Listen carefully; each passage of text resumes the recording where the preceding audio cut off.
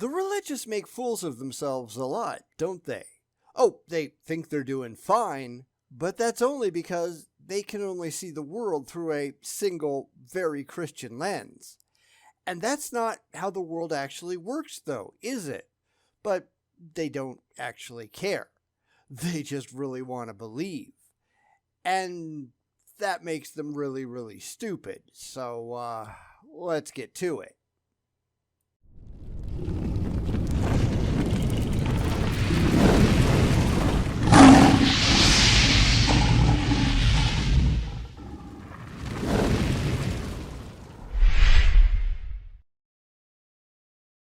We're back with part 2 of Mike Winger answering 10 questions in 3 minutes, and sadly, he's really not faring very well, is he?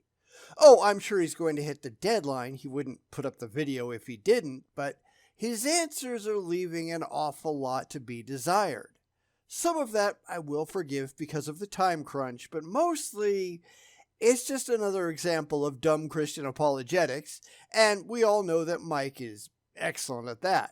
It's not really something to be proud of, but there you go.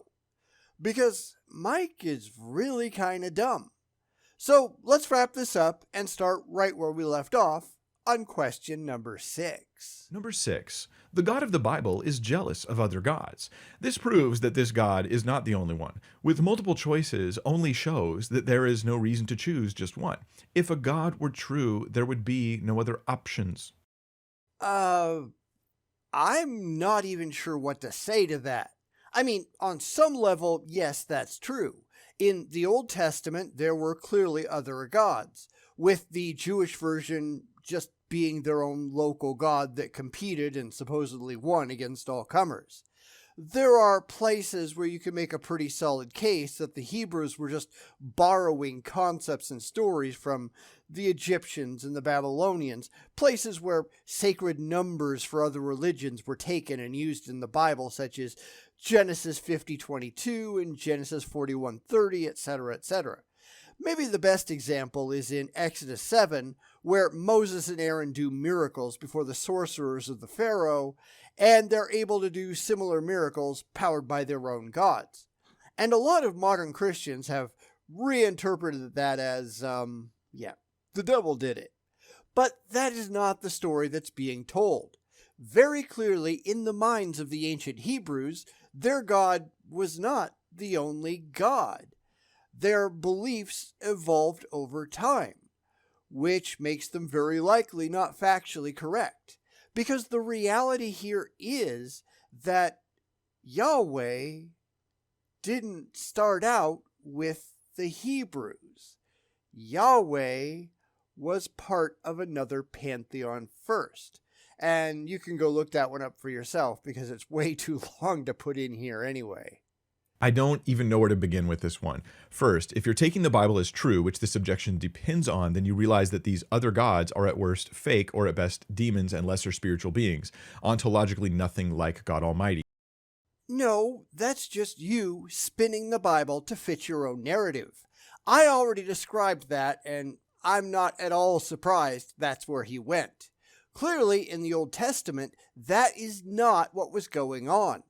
Yahweh wound up being a Hebrew tribal god, and he wasn't even the only one. That's why, all the way through the creation story, it's, let us do this. By the time most of the Old Testament was written, they'd whittled their pantheon down to a single god, and Mike here is desperately trying to maintain his current beliefs instead of looking at what actually happened in the text. I guess you can't really expect honesty from these people, which is why I keep pointing out that they're not at all interested in the truth. They only care about getting to their emotionally comforting, wishful thinking. They just want to believe. And that's kind of sad, right?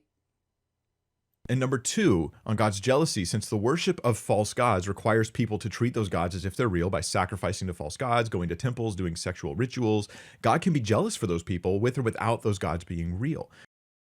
It's kind of silly though, isn't it? The whole idea of an all-powerful, omniproperty God being jealous of anything is really pretty stupid. That's another place where the religious just go off the rails. They believe that God is entirely self-sufficient, that he doesn't need anything, yet they can't explain why he would create the universe or make people specifically to bow down and kiss his ass. Because that is not self-sufficiency. They just gloss over all that part when you try to corner them because they've really got no good answers. Why would your God do what he's done in the way that he's done it, in the way that you describe him as being? Because that makes no sense.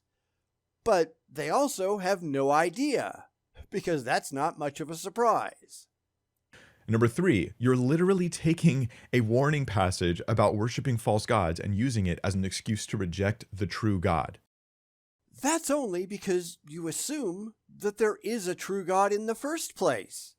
Back that up for us if you would. He's just assuming that he's right because he really wants to be right. But that doesn't make him right. You're using it to avoid worshiping the true God. You mean that thing you can't actually prove is real. You've got no more evidence for your God than anyone else has for theirs. Well, those are all false, and of course mine is true. Yeah, but that's not how that works. You actually have to have evidence to support it, and you've got nothing. If the ancient Egyptians were around today, they'd probably be saying the same thing about Mike that Mike is saying about them.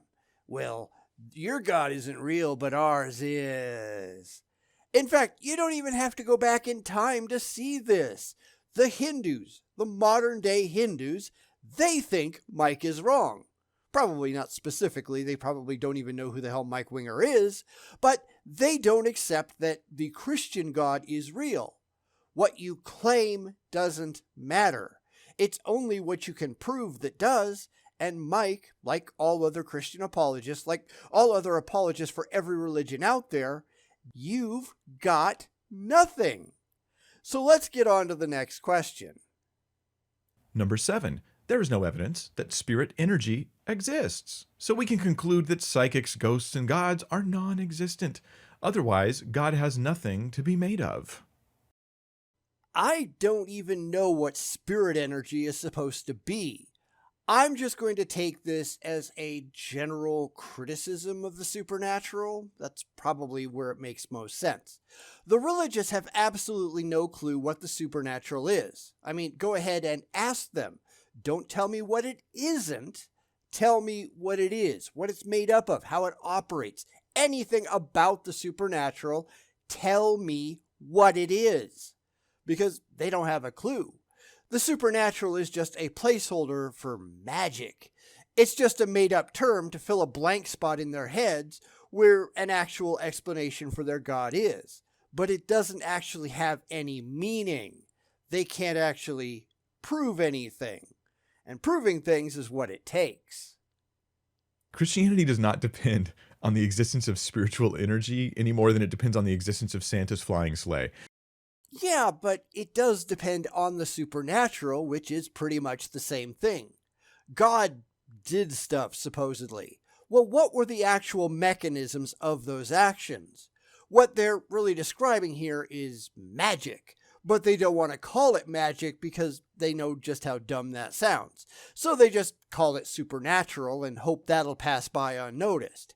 It's all just a word game, though, just like he's trying to pull here. Oh, it's not spirit energy. That's silly. Except it's no sillier than what you're doing. It doesn't matter what you call your unsupported load of magical mumbo-jumbo. That's all it is until you can prove that it exists. And good luck on that. God isn't made of something that is part of creation. If he was, it would actually be a good reason to reject belief in God in the Christian sense. And how exactly do you know that? More importantly, how do you prove it? Anybody can say anything they want, but no matter how confidently they state it, that doesn't make it true. Well, invisible, intangible, universe-created pixies, they make things with unobservium. Well, what the fuck is unobservium? Nobody knows, but that's what they do, apparently, because I said so. Yet that's really dumb. Making things up in your head because it gets you where you want to go, that isn't rational, Mike. Knock it off. Number 8. There is no such thing as nothing.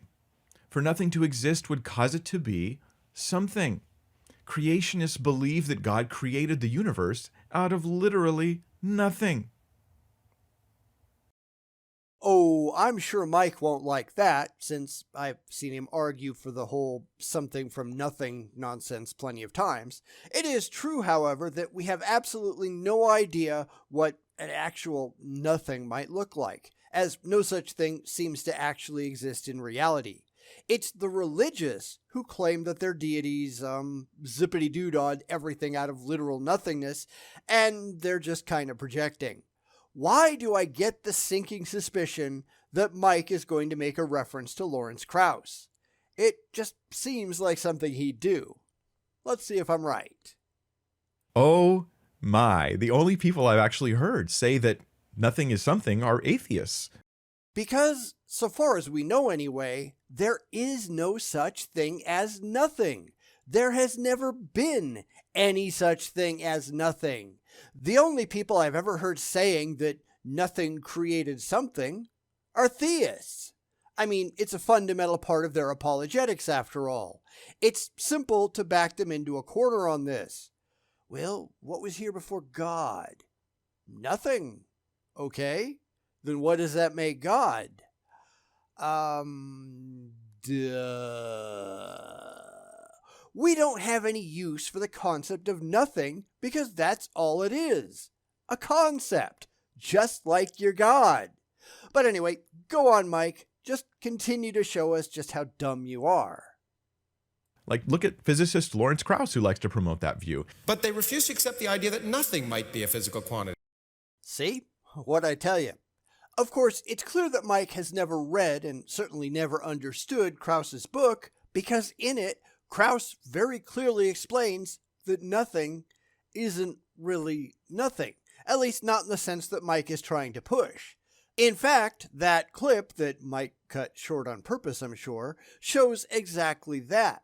If nothing is a physical quantity, then it's not nothing, is it? In fact, Krauss said that the only reason he used the word nothing was to take a dig at Christians who've been pushing this nonsense forever. I do think that kind of backfired on him, but it isn't like these people are rationally considering what he said regardless, so it probably doesn't matter. But since we agree that nothing's really nothing, the universe appearing from nothing is powerful evidence for a transcendent creator God. When did we ever agree to that? Oh, right, he's just putting words in our mouths because he doesn't actually give a damn about the truth. He's only making videos for $1 on YouTube, going after people who already believe what he believes. Everybody has to be just like he is, right? We all have to agree with his absurd preconceptions, right? He's automatically right because he wants to be, right? Yet it doesn't actually work that way in reality, does it? This is why he's not sitting there with an atheist discussing these issues, because the atheist would just take him apart. Well, I'm just answering your questions.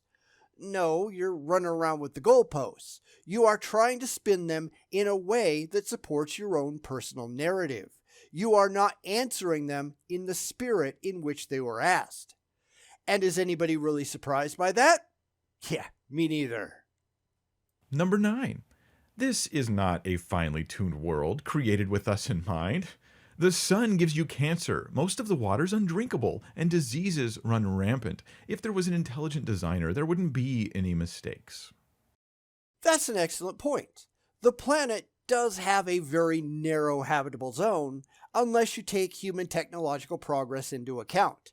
There are still places that it is almost impossible to live today unless you hide inside all the time and have all your food shipped in. The whole fine-tuning argument is utterly laughable, yet the religious persist in making it because they are emotionally attached to the idea that humans are just amazing. Everything was made just for us. Now, we could go back to Douglas Adams' puddle analogy, but I won't because we've seen it plenty. But this is just a failure in interpretation, not in fact. The fact is, we're here because the conditions were right for us to develop here. If the conditions had been different, then either whatever life had developed wouldn't have been us, or life wouldn't have developed at all, at which point there wouldn't have been anybody here to notice that there wasn't anybody here. And the religious don't like that, but not liking something doesn't make it not true. These people are just dumb. That's like saying that cars aren't fine-tuned driving machines because they can cause car accidents. But they were demonstrably made that way. You can't demonstrate anything of the sort about the universe. You can just assert it, as the religious do, just like pretty much everything else that Mike says. It's all just assertion and no evidence offered in support. I just really like the idea. But that doesn't mean anything, though. Liking the actual state of reality doesn't alter the actual state of reality. Not liking the actual state of reality doesn't alter the state of actual reality. It is what it is. Mike is an idiot. Fine-tuning is present in the universe because the odds are astronomical that any intelligent life could exist without it being just the way it is. Prove it. Because your definition of life is our life. Not any life, not any conceivable life, our life. We have one and only one example of life, which is what happened to evolve on this particular planet. That doesn't mean that that's all the life that ever could be anywhere. That doesn't mean that that's all life could ever be. There are plenty of hypothetical life forms that would never survive on an Earth-like planet, but that would do just fine under different conditions. It is impossible to say what the extent of possible life would even look like. Mike is still just being an idiot. But fine-tuning doesn't mean perfectly safe and without dangers. Fine-tuning seems to be whatever appeals to the religious in the moment. This is why we can't just let the religious run around with the goalposts all the time. Define your terms, back them up, and stick to that definition. Of course, if they did that, they'd just be revealed as the complete laughingstock that they actually are, because their entire game plan requires that they switch definitions on a dime. Well, atheists have faith. Well, okay, let's look at how your own book defines faith in Hebrews 11:1. Well, because they have to be dishonest if they hope to get anywhere, and Mike is one of the most dishonest out there. Number 10. Evolution is obviously true. This means that we weren't created by magic and are somehow superior to the animal kingdom. No creator, no God. That's not 100% true, because there have been tons of non-creator gods proposed out there somewhere. But I kind of get what he's saying. Evolution is demonstrably true. Anybody who says otherwise is either ignorant or stupid, or, looking at Mike, both. This isn't even a question anymore. It's just a bunch of ignorant, stupid, delusional people acting like immature children, stomping their feet and saying, "But we don't like it." Well, who cares? This is one place where they've just lost. And of course, they're just going to ride it down into oblivion.